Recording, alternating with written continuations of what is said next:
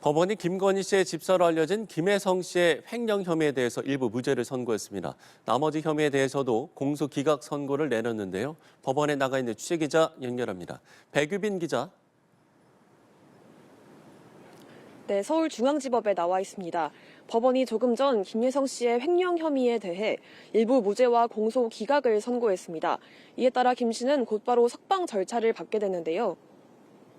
김 씨는 김건희 씨와의 친분을 내세워 대기업들로부터 184억 원의 투자를 받고 이 가운데 48억 원을 빼돌린 혐의로 재판에 넘겨졌습니다. 하지만 법원은 김 씨가 24억 3천만 원을 대여금 명목으로 횡령했다는 점에 대해서는 범죄의 증명이 없다며 무죄를 선고했습니다. 또 나머지에 대해선 개인 횡령이기 때문에 특검 수사 대상에는 포함되지 않는다며 공소를 기각했습니다. 해당 범죄가 김건희 씨와의 연관성이 없고 범행 시기도 투자금 귀속 시기와 달리 매우 광범위해 관련 범죄로 보기가 어렵다는 설명입니다. 선고를 마친 뒤 김 씨 측은 6개월 이상 불법으로 구금돼 있었다고 주장하며 재판부의 판단에 감사하다는 입장을 밝혔습니다. 앞서 속보로 전해드린 내용인데 매각 매직 혐의로 기소된 김상민 전 부장검사의 선고 결과 자세히 전해주시죠.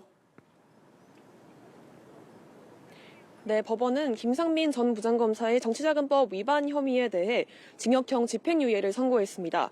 다만 매각매직 혐의에 대해서는 무죄를 선고했는데요. 이에 따라 김 전 검사도 석방 절차를 받게 됐습니다.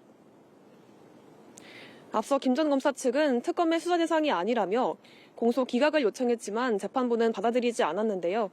다만 김진우 씨가 그림을 계속 갖고 있었을 가능성도 배제할 수 없다며 김진우 씨의 부탁으로 그림을 중개했을 뿐이라는 피고인 측 주장을 일부 인정하기도 했습니다.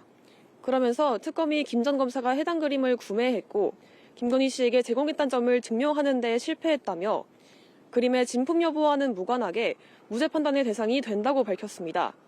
하지만 김 전 검사가 총선 출마를 준비하는 과정에서 선거용 차량 대여비와 보험금 명목으로 기부받은 4천만 원에 대해서는 기부 금품에 해당한다고 보고 징역 6개월에 집행유예 1년을 선고했습니다. 재판부는 수사 과정에서 자신의 죄책을 계속해서 회피했다면서도 성실히 근무한 점을 인정해 형을 정했다고 밝혔습니다. 오늘 12.3 비상계엄에 가담한 혐의를 받는 박성재 전 법무부 장관의 공판도 열렸습니다. 관련 소식도 전해주시죠. 네, 계엄에 가담한 혐의를 받는 박성재 전 법무부 장관에 대한 2차 공판이 오늘 열렸습니다. 한덕수 전 국무총리의 선고를 맡았던 이진관 부장판사가 사건을 맡았는데요.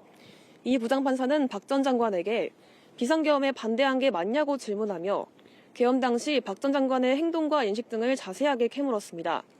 이에 박 전 장관은 대통령 집무실 안에서 계엄의 문제에 관해 얘기했다며 계엄 선포에 반대했다는 점을 거듭 강조했습니다.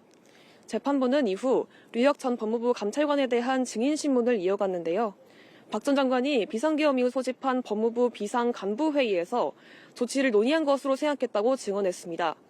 재판부는 오는 23일 법무부 관계자들에 대한 증인신문을 이어갈 것으로 보입니다. 지금까지 서울중앙지법에서 연합뉴스TV 백유빈입니다.